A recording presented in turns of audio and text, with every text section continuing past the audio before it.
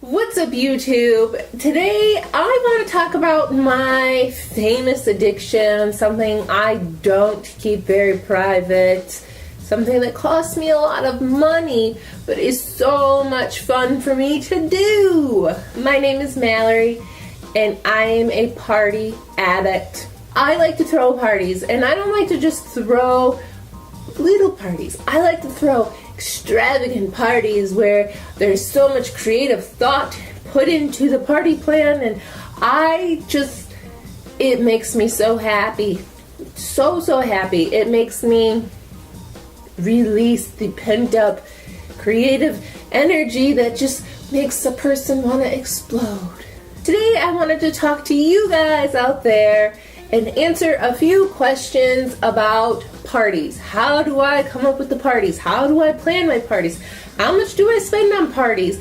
And the answer to that is I spend way too much money on parties, but I can tell you exactly where that money goes and how you don't have to spend it. The first thing you want to do when you are planning a party is figure out the theme and when you're going to plan the party. If it's really far away, like 11:15, I am throwing an Elmo/Thanksgiving party at my home for Leah's second birthday party.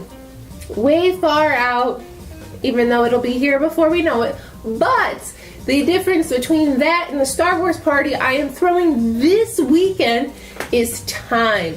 And time will save you the most money when you are planning a party. So insert time as tip number one. Tip number two is to make a blueprint. Really easy blueprint that you probably cannot read right now. But what I do is I take and I draw a rectangle right here for the background, what I want the background to be, and I draw dimensions, how many inches is it gonna be, and then here I draw like little stick figures because there are two people on the corners of the Star Wars table, and I draw circles right here for the plates the food is going to go on, and just draw a blueprint, have a plan, spend lots of time on this because it's the most important part besides actually executing said blueprint. Tip number three, go shopping, because now that you have your blueprint, you need to go shopping. And so I go shopping and I bought these things because I plan on attempting to cover them in duct tape to make lightsabers.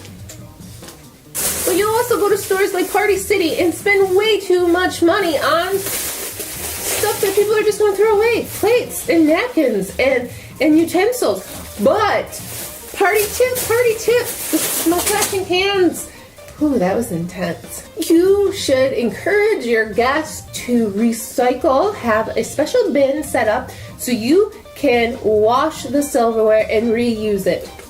Yes, I said it. Reuse the silverware after you wash it. Not only do you go shopping at Joann and Party City and Walmart. You go to Walmart to buy these really cool bubble wands because they're blue, and you will cover this in duct tape to make lightsaber party favors. Ooh, even if there aren't kids at the party. Everybody loves bubbles. And since you did so much homework with your blueprint, and I know that Chopper is the new R2-D2, but it's actually the old R2-D2 because they used the original plans for R2-D2 to make Chopper, and that's why Chopper looks so old. But Chopper is just as much of an asshole as R2-D2. Did you follow that? So we have Chopper Whoppers because I knew that Chopper was the name and Whoppers rhyme with Chopper. So that's cool. This tip is to go shopping all in one day. Buy it all this stuff, because if you don't, then you have to keep going to the store. So I just end up buying everything all at once, even if I spend way too much money, because you can always return the stuff. But going to the store throughout the day with a 3-year-old is a lot of work. That's a lot of get in and out of the car seats, and I don't even like doing it once a day to go to school. Twice a day. We do it twice a day. The next thing I do when I plan a party is I set up the focal point of the party. So today or yesterday, I moved the furniture because Michael just loves it so much when I move the furniture everywhere and it's never in the right spot and his house is a disaster. And I put up my black backdrop. The black background with the gold piece of fabric over top of it so it looks good for pictures. And then I also have everything all staged out, how I hypothetically would like to go. So I am implementing my blueprint little by little here, guys. You're still with me? I have the rebels at the end of the tables because that makes more sense in my brain, and even though asymmetry is nicer to look at, I think a party that's symmetrical is easier to plan. Moving in on my table, I have place savers right here. They are makeshift towers out of cups and cardboard boxes for the cupcake stands that Michael is going to cut because he loves me so much, and he went and borrowed a jigsaw from his dad to cut out Millennium Falcons because I can't just have normal cake stands. I want Millennium Falcon cake stands because that is super rad. I mean, who has Millennium Falcon cake stands? And then my centerpiece of the table is going to be the destroyer ship. That's really, really cool, actually. I got it at Walmart, and it's something like $45, $50, and it shoots balls, and it moves back and forth and everything.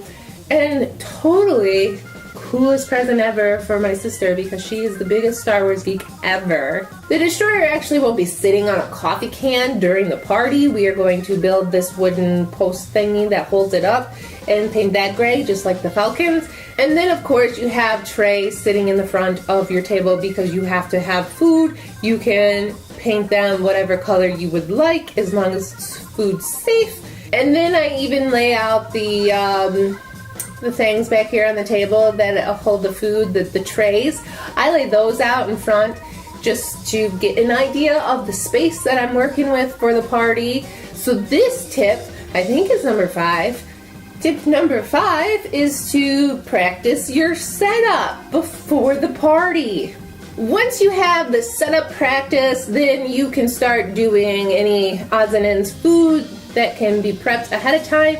Tip number 6, I believe, is to prep any food ahead of time that you can. 2 to 3 days before the party starts, I make sure that my crafting is getting done. I wrap silverware, I paint things, I set things up, I steam the fabric backgrounds. I just make sure all the boring parts of party planning are complete. The night before the party, I start to do the food, so I will do the fruit sabers on Friday, and I will make sure the vegetables are cut and the cupcakes are frosted, and yeah, just anything that I can do before I fall asleep on the kitchen floor. Something ridiculous because I usually stay up late the night before the party. The morning of the party, I set everything up and I pull everything out exactly how it would look for the party, and I make sure it's all perfect. Does it work? Does it look good? You know, what needs to be changed last minute? If the lighting is good, this is when I take my pictures. If the lighting is not good, you're just not gonna get good lighting, so I put it all back. Now that YouTube knows my dirty little secret, be sure to look at the full party plan on my website, horriblehousewife.com, on October 9th, because it will be there October 9th. I will see you guys next week. Goodbye.